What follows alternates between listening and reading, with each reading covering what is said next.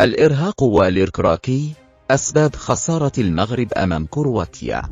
خسر المنتخب المغربي أمام منتخب كرواتيا في لقاء الميدالية البرونزية، متأثرا بعدة أسباب على رأسها الغيابات التي ضربت صفوفه وخاصة في خط الدفاع.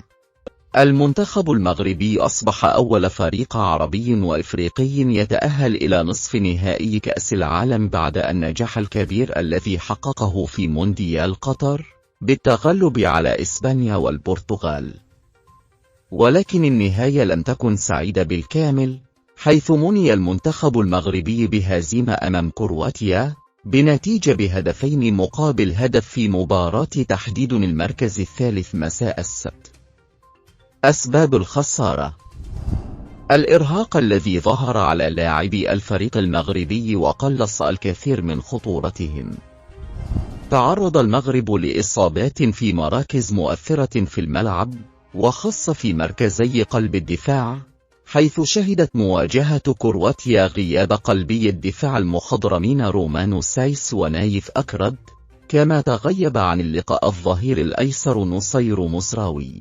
انخفاض المعنويات بعد الخسارة أمام منتخب فرنسا في نصف النهائي كان له تأثير كبير على الفريق المغربي، الذي لم يستقبل طوال البطولة أي أهداف باستثناء هدف عكسي أمام كندا في مرحلة المجموعات، ثم تلقى هدفين من فرنسا في قبل النهائي ليستقبل مثلهما في مواجهة كرواتيا.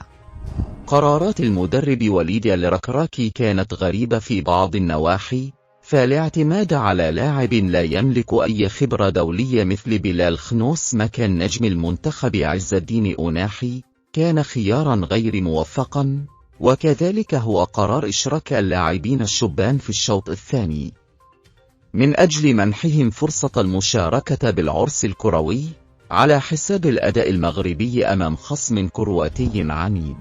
انتهت رحلة المغرب الرائعة في مونديال قطر 2022 ب3 انتصارات على بلجيكا وكندا والبرتغال، وتعادلين مع كرواتيا وإسبانيا، ثم الحسم بركلات الترجيح، وخسارتين أمام فرنسا وكرواتيا. سيجني منتخب المغرب ثمار مشواره الرائع في كأس العالم في أول تصنيف رسمي للفيفا قبل نهاية الشهر الجاري، حيث من المتوقع أن يحقق قفزة هائلة من المركز 22 ليقتحم مراكز الكبار المتقدمة.